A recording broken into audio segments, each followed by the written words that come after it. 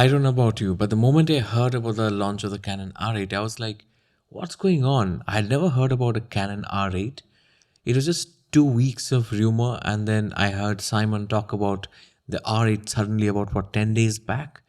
And then suddenly we have this Canon new 1500 US dollars Canon out of thin air all of a sudden. And the thing that we have been talking about for last 2 years or so, the Nikon Z8, that camera is nowhere to be found. Anyway, I'm not interested to talk about the Z8 today. I want to talk about the Z5 Mark II because why not launch that camera, Nikon?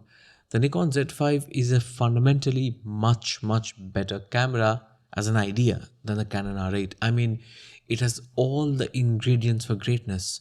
The Canon R8 has a lot of compromises. The Canon R8 doesn't have a full mechanical shutter.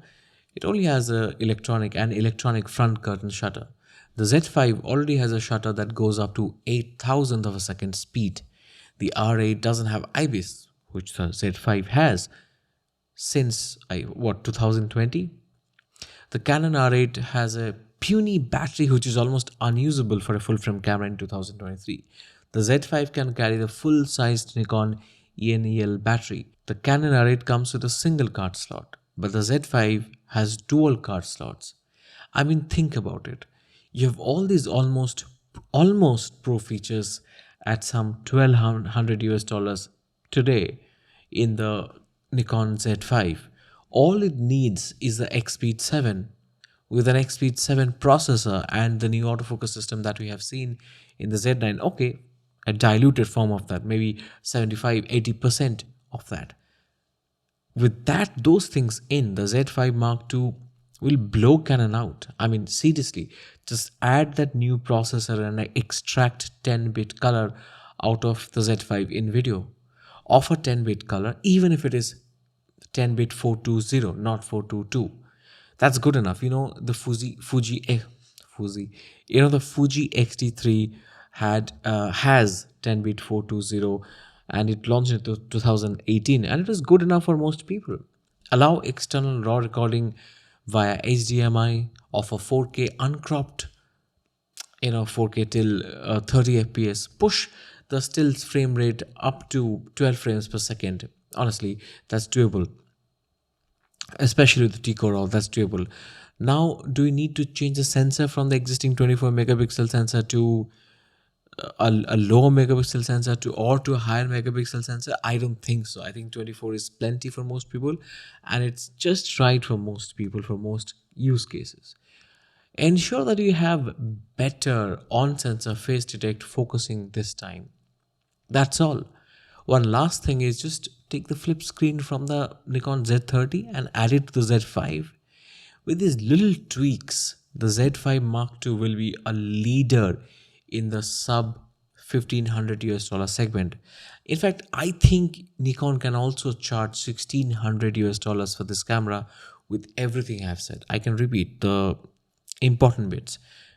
Maintain the IBIS, maintain the great body quality, the excellent grip, maintain dual card slots, all right, maintain the larger battery, the standard Nikon battery, very good. And then add in the processor, maintain the 24 megapixel. The burst shooting rate can be pushed up to 12 frames per second.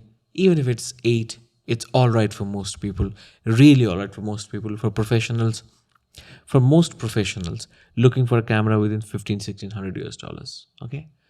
Allow 10-bit 420, if not 422. 10-bit 420, HD, 120 frames per second, and 4K up to 30. This is all I'm asking for. All of this. Oh, yes. Also the flip screen, the Z30 flip screen, right? All of this is already ready. All the components, it's ready with Nikon. I don't know what Nikon is waiting for. At this point, we really do not know why Nikon is so silent.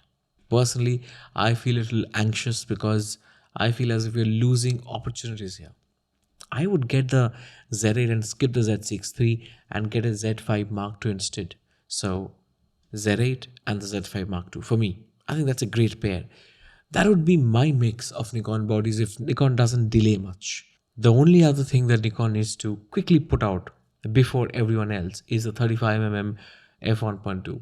Apparently, there will be no announcement from Nikon at CP Plus, so I don't know what's going on. But I think the time is now, the opportunity is now and here, and I do not think that Nikon should delay any further on some of these very easy to implement bodies. My only worry is that, you know, are there some people in Nikon who think that the X-Speed 7 should be kept aside only for a couple of flagships? I don't know if there are this bunch of people in Nikon thinking that way, and I hope they're not influential enough. I really do not think that that should be the way to go. That's not the way to go. At this stage, bare minimum advanced video features and fast autofocus, these things are must in any standard mirrorless cameras, above 1000 US dollars. So let me know what you think. Do you think I'm right? Do you think the Z5 Mark II can be a significant product placement by Nikon? And do you think with what the Z5 already is, these little improvements will really make it trump the Canon R8? And how should we price? Should it be priced at 1600 US dollars or 1400 US dollars or what, 1500 US dollars? Let me know what you think. I think this is an exciting opportunity for Nikon and they should not let go of this opportunity. I'm going to see you very soon with another video, and please subscribe if you have watched me till this point, because, well, help me grow the channel. I'm going to see you very soon with another one.